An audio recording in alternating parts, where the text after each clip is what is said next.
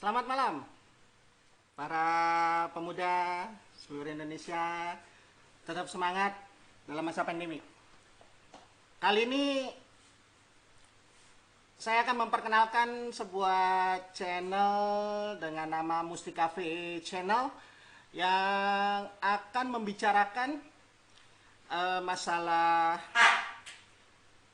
lifestyle, hidup, terus juga ada nasihat, juga ada wejangan dari para narasumber yang akan mengisi channel-channel kami terkait masalah yang sedang kita alami, dari baik pandemi, baik peluang dan juga canda tawa ringan.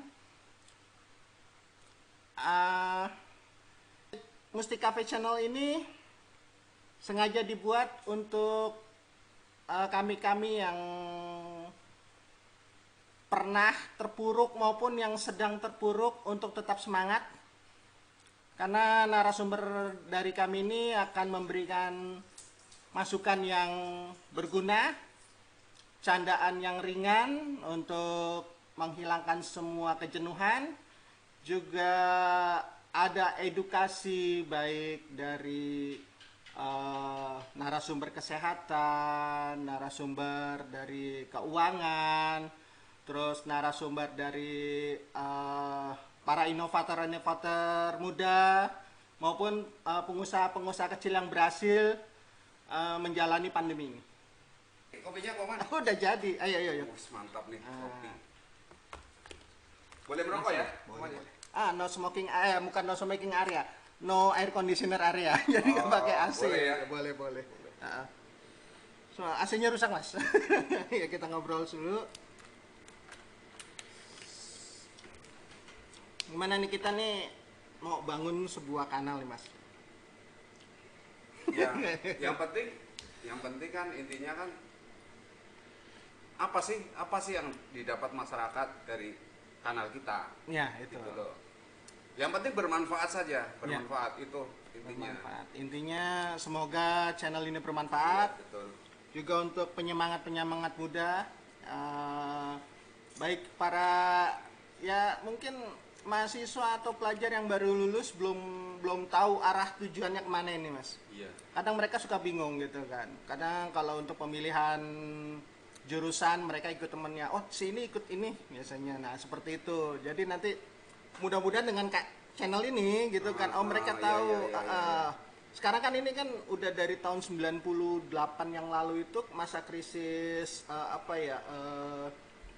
jatuh bangunnya negara ini kan gitu tuh udah mulai lagi para inovator-inovator muda dari hobi menjadi peluang usaha seperti itu. Mungkin dari rekan-rekan muda itu mungkin ada punya hobi yang mudah-mudahan bisa menjadi peluang usaha baru, juga buat jadi peluang untuk tenaga kerja baru gitu kan, jadi bisa dimanfaatkan.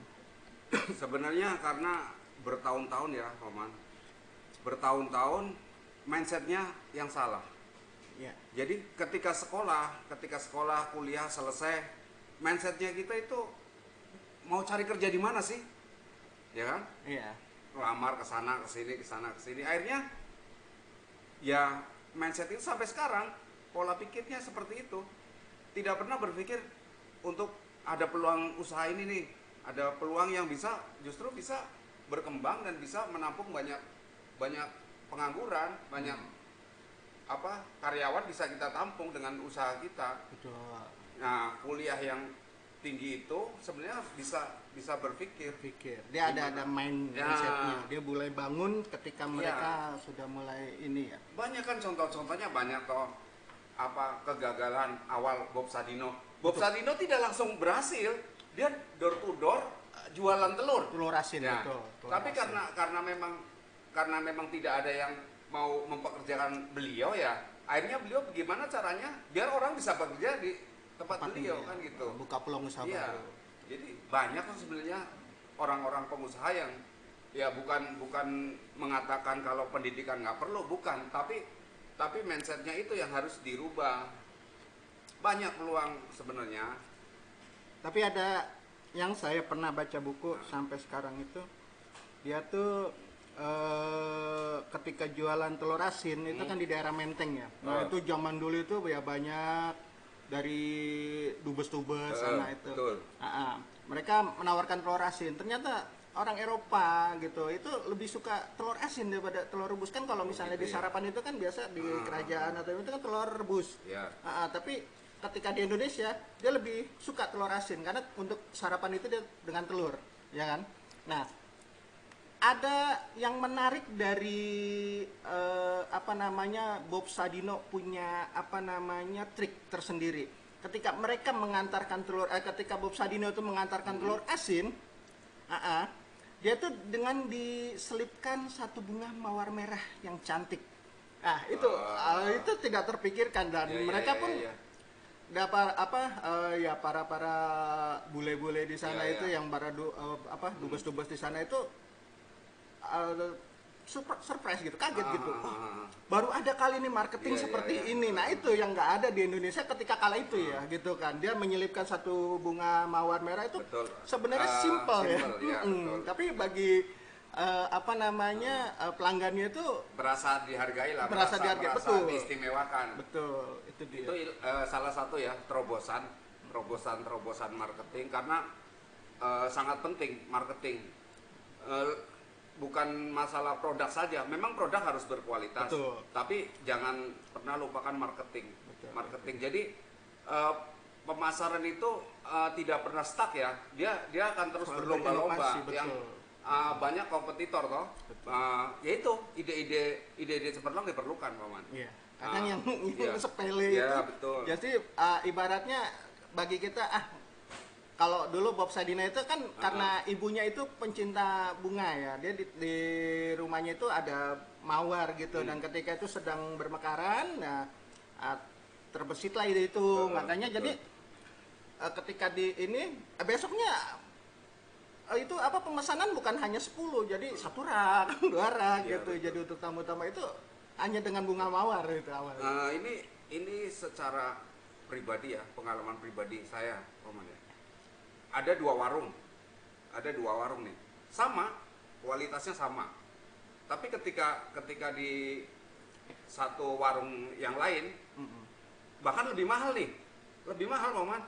Warung itu lebih mahal, tapi ketika kita datang begitu disambut mau makan apa, mau terus diikuti, ditawarkan dengan ramah, kita hampir tiap hari ya hampir ke warung itu, padahal warung itu lebih mahal saya rasa. Tapi warung sebelahnya yang orangnya cuek lah, mau kalau mereka nggak ditanya ya nggak akan mau pesan apa, mau ini, dibiarkan kita akan memilih warung yang dengan keramahan itu. Itu kan salah satu marketing juga toh.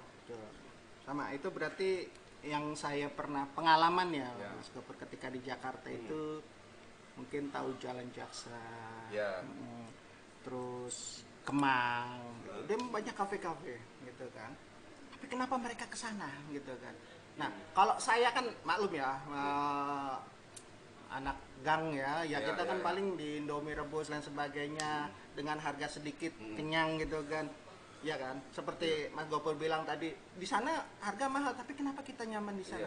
Ternyata setnya itu dia menjual suasana. Betul. Ketika saya komplain dengan makanannya, makanannya biasa kok di sini kopi harga 3 waktu zaman dulu itu kopi 5.000 aja tuh atau 1.000 rupiah itu udah enak sekali, tapi kok di sana bisa 7.000, 8.000 bilang gitu. Nah, ternyata teman saya lebih enak gini. Dia bilang, "Sekarang kamu rasakan apa yang kamu rasakan di sini." Gitu kan.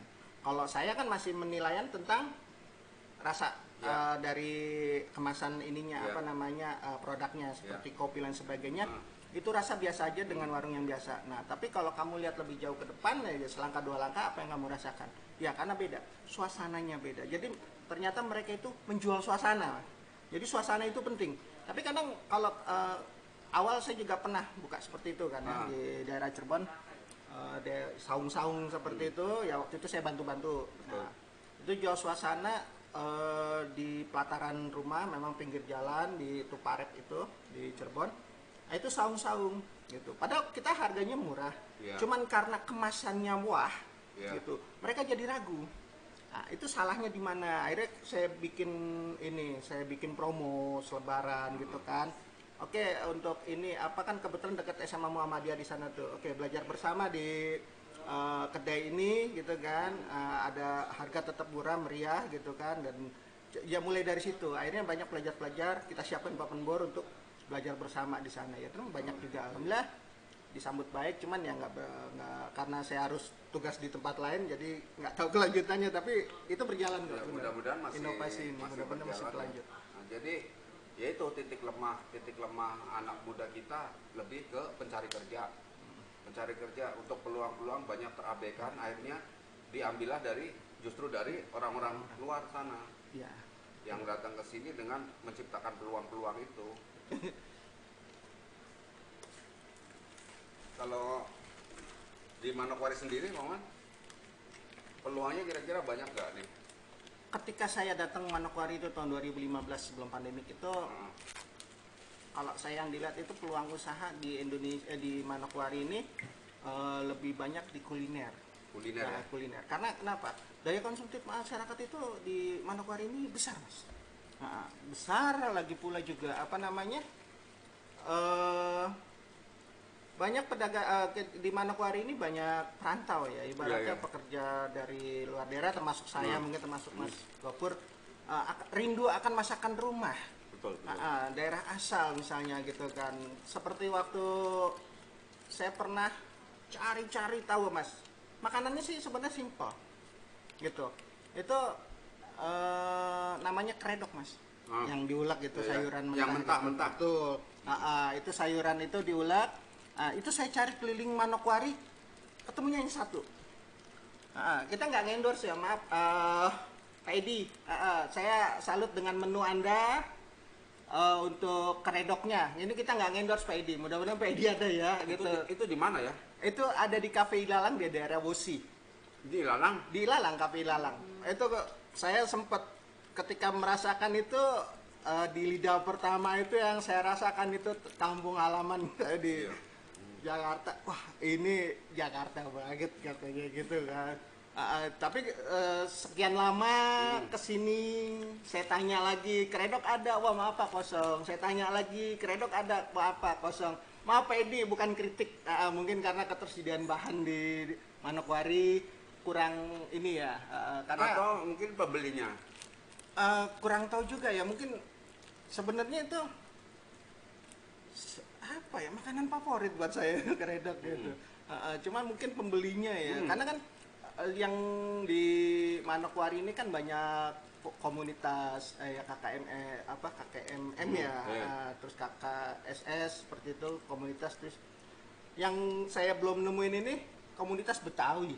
Oh iya betul. Iya, betul, makanya betul. jadi mungkin makanan khas Betawi itu masih jarang lah gitu.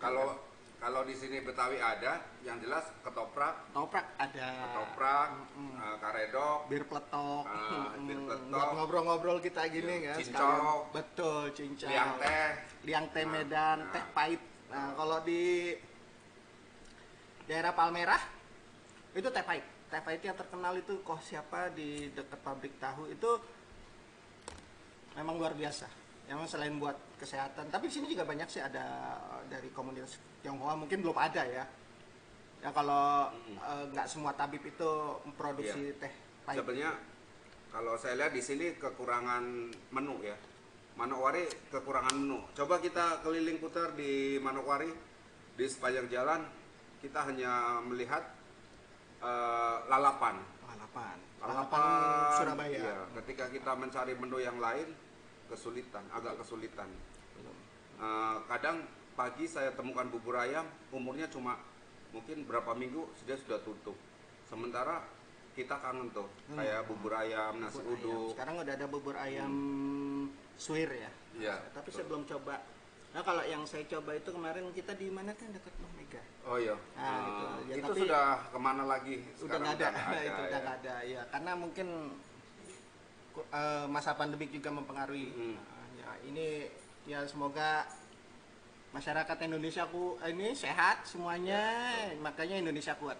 Jadi kita kembali ke era tahun lama, buat dolar jadi 4.000.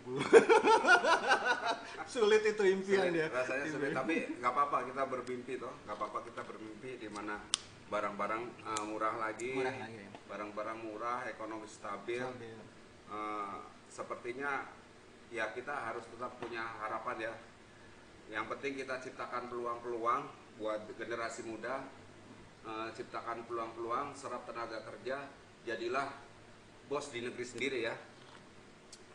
Betul. Jadi bos di negeri sendiri. Jangan menjadi tamu di negeri sendiri. Betul. Jadi kita jangan cuma melihat kenapa ini dikuasai ini, dikuasai ini. Jadi kita harus berpikir kenapa bukan kita yang menguasai. Stop berpikir nggak ada modal. Karena banyak juga dengan kemauan yang keras kita bisa berhasil ya, Om Anil. Betul. Banyak berinovasi, dengan inovasi maka semua akan teratasi. Ketika ya tentunya udah ada interest dari konsumennya tersebut. Mungkin besok kita channel ini akan diselingi beberapa inovasi ya tentang pembuatan menu ya, makanan atau cemilan ya. Bisa, cemilan kita akan selipkan itu. Mudah-mudahan di sini bisa juga kita mengajari yang ini ya, orang-orang asli sini ya untuk berinovasi ya. Sumber-sumber mungkin dari ya. mama-mama mungkin nanti ini ya. memberi ilmunya masalah pembuatan papeda. Walaupun tidak dipraktekkan seperti ini, tapi kita step-stepnya aja mengetahui. Jadi ya, betul. Mungkin next time gitu, kalau misalnya pas ada dia mau demo, ya mungkin kita bisa ke tempatnya. Sebenarnya banyak sih seperti oleh-oleh Manokwari ini yang terkenal itu. Keripik sukun ya, sukunnya itu memang terkenal. Selain dari hasil kerajinan tangannya juga seperti noken, seperti yang apa itu? Yang dari bulu-bulu? Ya, dari bulu kasuari gitu. Mungkin kalau untuk yang dari cendrawasih sudah dilarang gitu ya. Cuman memang bisa lah kita ganti dengan sintetis lah. Nah itu kita nanti cari. Mungkin ada yang mau sumbang atau mau ini untuk mengganti menjadi hiasan cendrawasih, tapi ini bulu ayam bisa dari bulu ayam ataupun dari yang lain sebagainya, menyerupai burung cendrawasih sehingga popularitas cendrawasih tetap ada, terjaga. tapi tetap dia teraplikasi di dalam betul. hiasan ininya mahkotanya gitu, walaupun bukan dengan burung cendrawasih asli. Itu juga mungkin ada dari rekan-rekan muda atau rekan-rekan pengusaha lain yang mau berbagi. Kita juga belum tahu. Oh iya, saya pesan nih secara pribadi juga Pak Oman, sebagai pencinta lingkungan ya dan satwa ya. Betul. Memang mungkin regulasinya sudah ada tuh, penjualan burung nuri dan kakak tua dan sejenisnya ya. Mungkin regulasinya sudah ada ya untuk pelarangan itu, tapi saya mohonlah kalau bisa mungkin dari pihak yang berwenang ya, mungkin dari kehutanan atau dari apa, mungkin untuk ditegakkan lagi ya regulasi untuk burung-burung itu, karena saya berkali-kali masuk ke hutan tuh, kita touring kemana ya, kita pengen menikmati tuh suara burung nuri, burung kakak tua sudah nggak ada langka. Iya, mungkin mereka, yang saya takutkan punah Pak Oman. Betul. Kalau punah selesai kita. Hanya untuk kepentingan jual beli itu dan hobi. Karena di sini belum ada penangkaran. Belum ada. Kalau ada penangkaran mungkin lebih bagus. Mungkin dari pihak yang berwenang bisa ya. Mungkin diajar itu untuk penangkaran ya Pak Oman ya. Bisa ya untuk penangkaran kakak tua, penangkaran dengan regulasi yang cukup ketat sehingga ada legalitas ketika orang memelihara itu. Punya nilai legalitas. Itu saja sih pesan saya di lewat channel ini untuk Manokwari, semoga alam kita tetap lestari. Nah. Terus ini ada satu lagi nih. Ini produk baru. Apa tuh? Ini dari produk keluarga. Ibaratnya ya. saya pernah waktu itu kita pernah Bang Boim. Nah, itu adik saya Bang Boim pernah. Sekarang ini kopi apa nih namanya kebun kopi, produk kebun kopi dari kopi daerah Malang. Ini lumayan, jadi apa namanya bisa dipesan di Shopee, ada kebun kopi. Nanti bisa di apa namanya bisa pesan di Shopee dengan alamat ini atau Bukalapak. Ada nomornya nih, nomor Ada. HP. Oh iya, ada ya? HP ini di belakangnya. Ada kan? Oh iya, ini ada nomor kafe, info untuk order ya. Di 0812, ada di bawah, betul. Ditulis di bawah. Ada, nanti bisa diinikan. Ini kopi lumayan, kopi baru, tapi rasanya sejak turun temurun tidak pernah berubah. Memang pencinta kopi di Manokwari termasuk banyak ya, karena banyak yang berburu kopi sampai kemana karena pencinta kopi itu berbeda.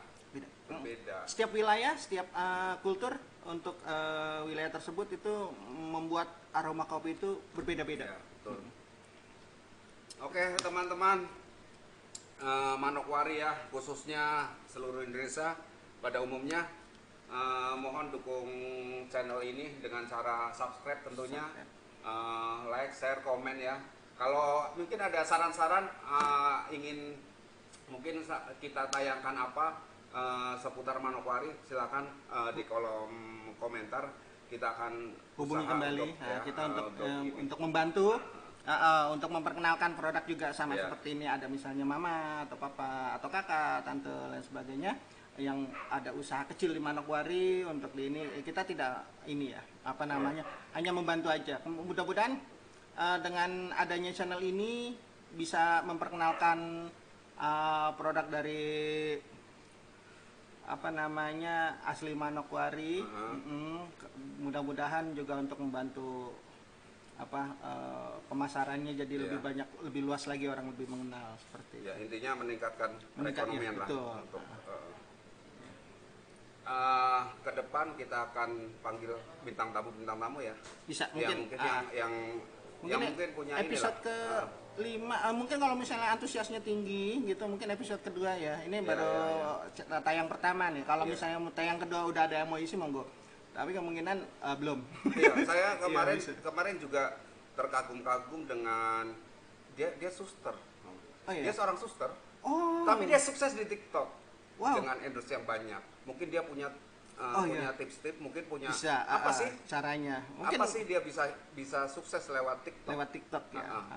Apa masih di ini jadi insan kesehatan atau mau udah beralih total? Kita belum saya nggak tahu ya. Yang ini jelas, jadi misteri ya. Sepertinya lebih aktif ya di dunia itu ya. Dunia maya ya. Karena itu lebih menghasilkan ya. Berarti next nih ya. Next mungkin kita akan panggil ya. Bisa itu. Oke. Mungkin sampai sekarang saya close ya momennya. Close. Oke, terima kasih sudah mampir di Mustika Cafe Channel ya. Mustika Cafe Channel, mesti tonton channel ini. Wassalamualaikum warahmatullahi wabarakatuh.